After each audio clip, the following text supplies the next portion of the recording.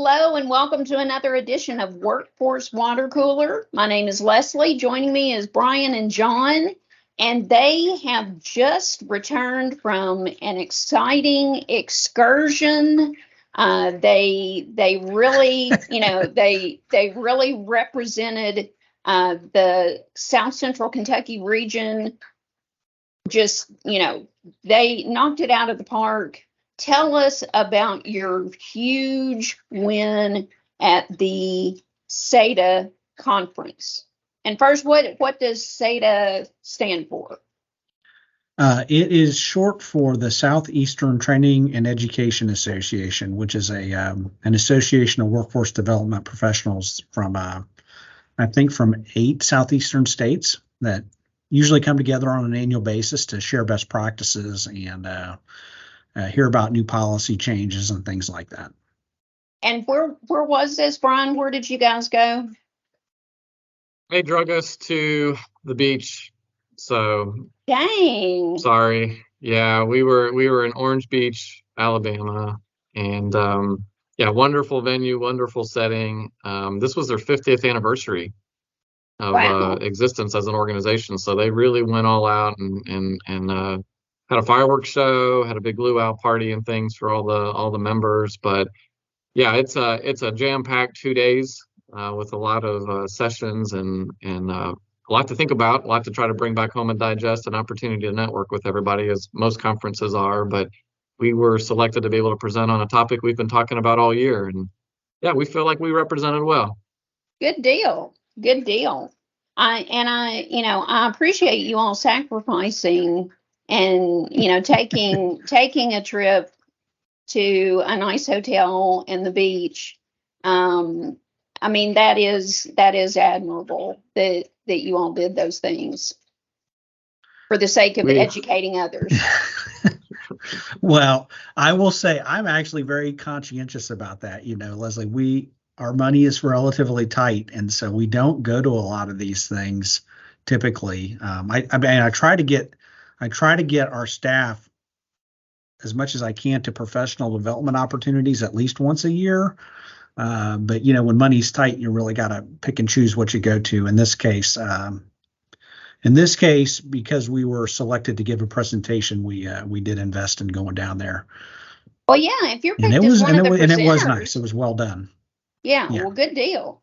Well, unfortunately, you don't get a special discount when you're a presenter. I guess they used to do that, but not anymore. So. Really? Yeah. One question before we get into the specifics of the presentation. Where is Orange Beach in relation to Huntsville? Do you know? Is it close? South.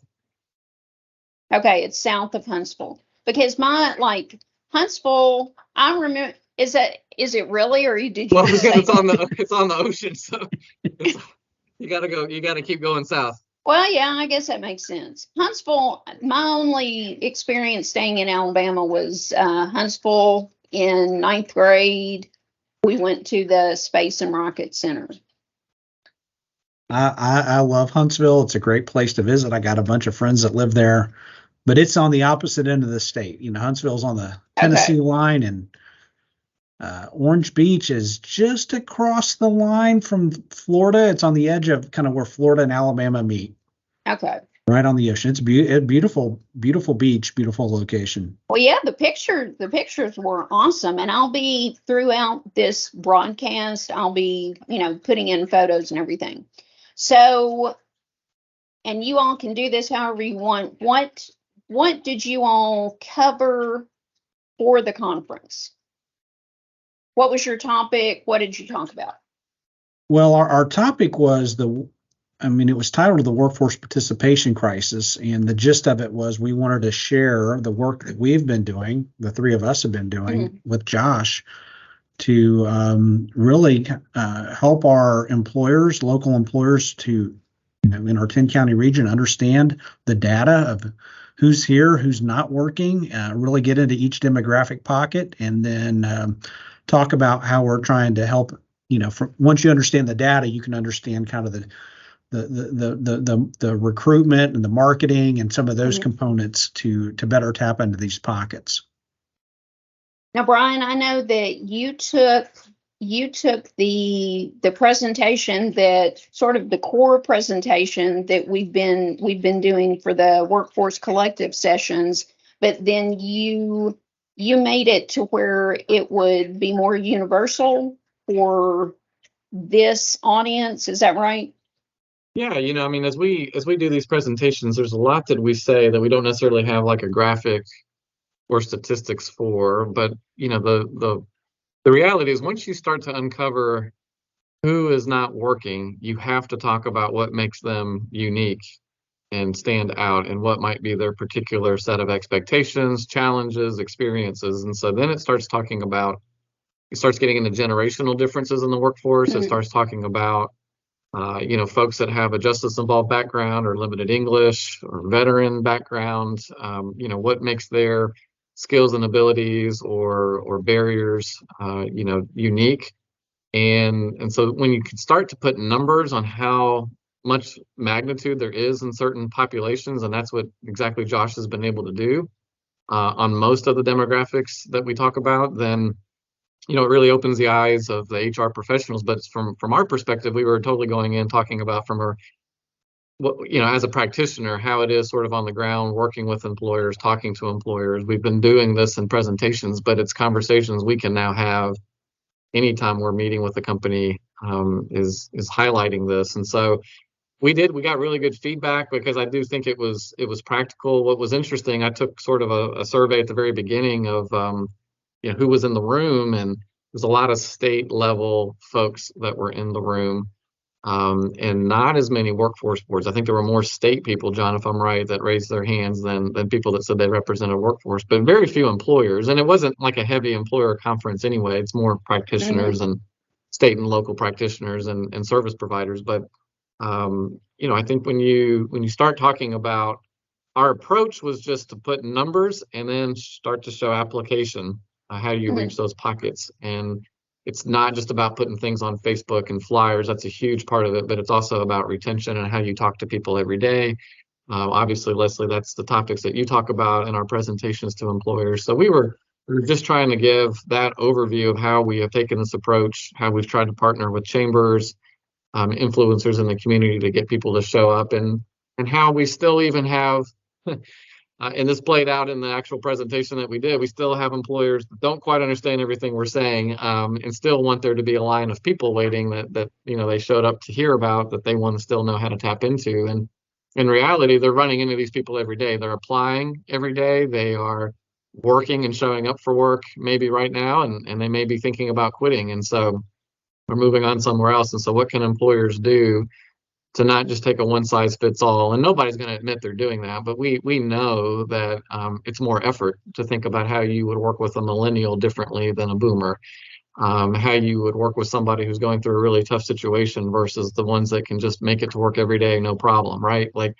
how do you make these accommodations without trying to show favoritism? And we're not calling it favoritism, we're calling it accommodations. So we're trying to, give some professional development, I guess, even though, like I said in the presentation, we didn't set out to be HR experts or generational experts when we started doing these presentations, right? But it's hard not to talk about it. But I think we've had some really good conversations with employers, and I think, we had good feedback that I think other practitioners can start to apply a similar concept of getting employers in the room and having these kind of conversations or presentations. Yeah, I'll zoom out a little bit, Leslie. When it was a 2-day conference, as Brian mentioned, it was chock full of presentations, and we were slated. We were the last presentation on the second day, 3 p.m. on a Tuesday. Oh, dang! We're at the beach, and our presentation room. I know, and our presentation room was downstairs. All the other presentations were upstairs. So I went into this going, man, I just hope we have a few people in the audience, because at the end of on the last day, the beach is beckoning. Yeah. And it seemed like, oh gosh, we might not get a lot of people for this, just given all the circumstances. But from the very first presenter on day one, we were the only people on the agenda talking about work that had workforce participation and as a topic, but every presenter on day one kept bringing up workforce participation, workforce participation, workforce participation, even though that wasn't the main subject that they might have been talking about. It just was a recurring theme over and over and over again. And so at the end of day one, Brian and I was like, we're looking at each other like, we might be onto something here. I mean, the three of us have known we are onto something. If you haven't seen our presentation, you need to come. I think, Leslie, you'll probably mention that here in a minute. But yeah, so at the end of day one, we're like, well, we're on to something. Hopefully people will show up on day two. And on day two, when we got to our presentation, we haven't gotten the official head count yet, but it was a packed room. I mean, it was, and I think you'll probably show a picture. I think we had probably somewhere between 78 and 80 people in the room. And I mean, honestly, for the last session on the last day, you know, in the location you mentioned, that to me is huge. Yeah, I mean, that shows that people are buying what you're selling, you know. Well, and and I'll say this, and I don't want to toot our own horn, but I will. Everybody that preceded us, I mean, you got a lot of professional speakers there.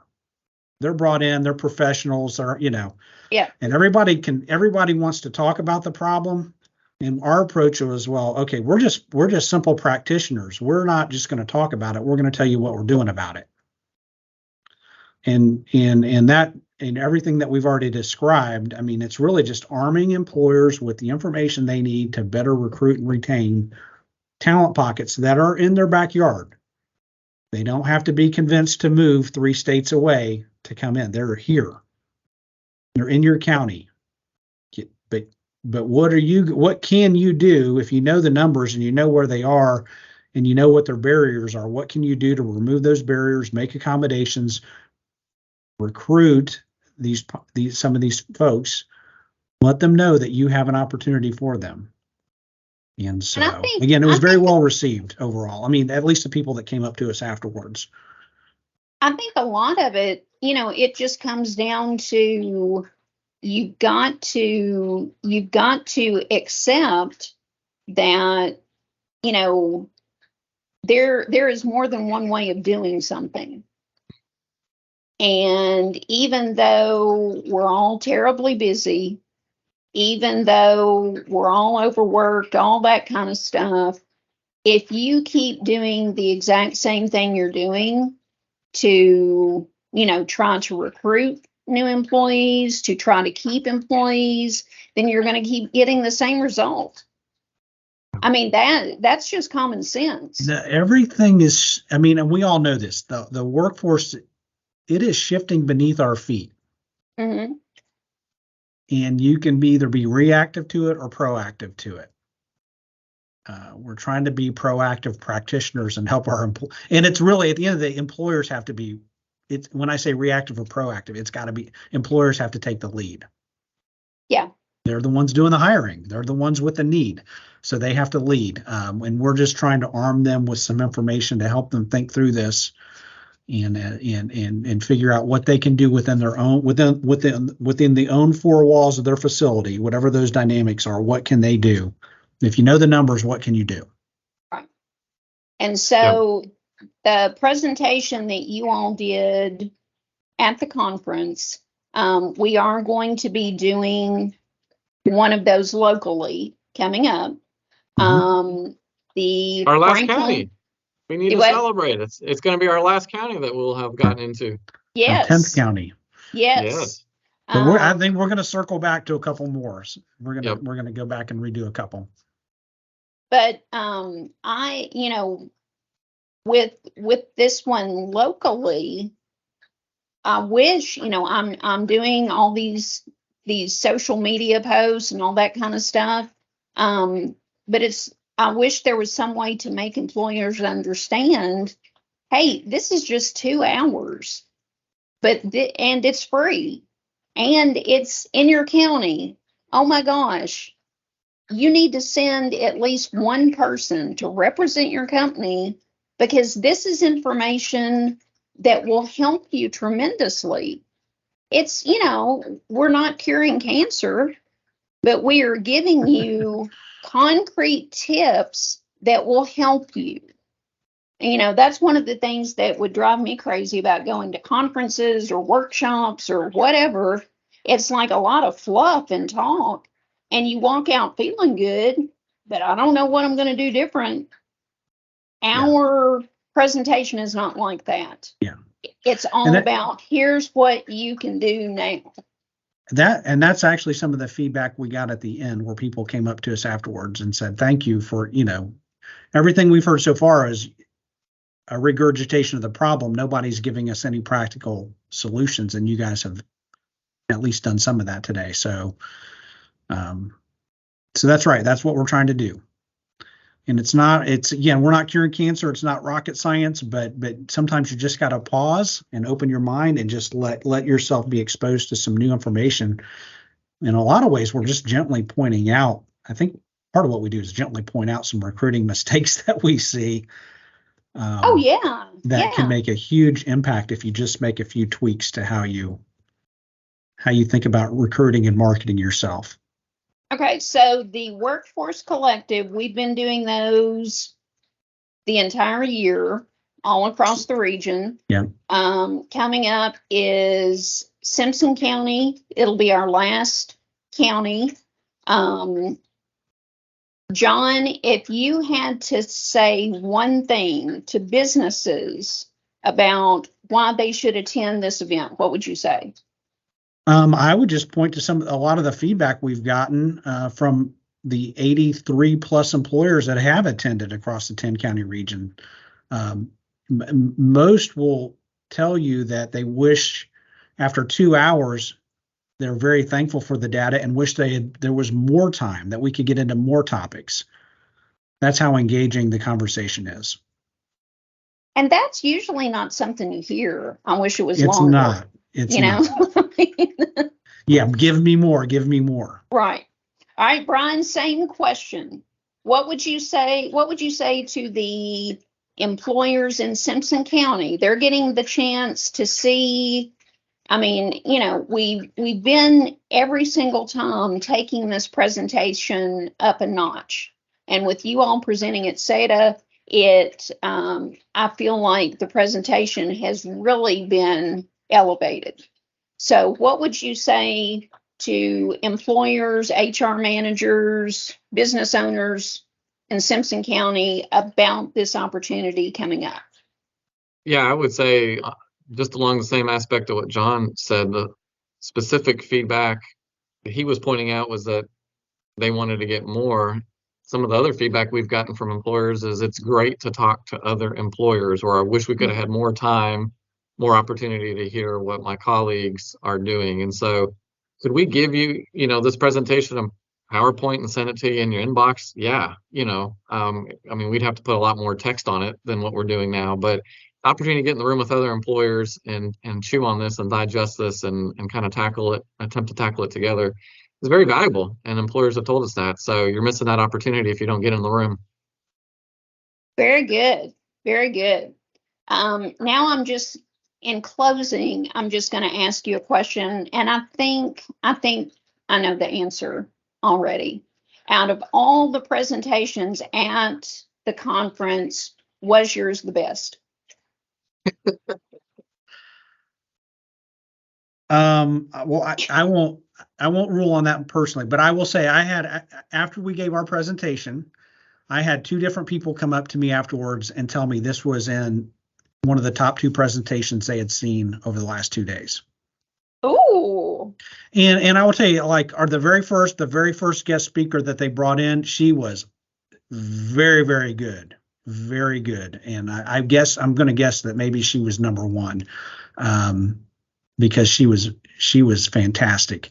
I don't know that for sure, but we had at least a couple people tell us we were top. We were one of the top 2. Brian, what do you think? I think we were up there. But I was in some great sessions, but I think think our attempt to be engaging with the audience, some of these sessions, it's just a single person for an hour talking. Yeah. I mean, the fact that we kind of had an opportunity to split it up between the two of us was great. Try to ask for a lot of audience participation. I tried to make it, and John did too, something that we would want to sit through. So hopefully that came across. Well, Brian and I have two different presentation styles, and so we yeah, so I think we played off of each other really well on that, right? I mean, yeah, it's good to have balance. It's good to Yeah. have balance. All right. Well, thank you all so very, very much. I appreciate the info. I appreciate the help getting the word out about the Simpson County Workforce Collective. Thank you for joining us, and join us next time for another edition of Workforce Watercooler. Thanks so much.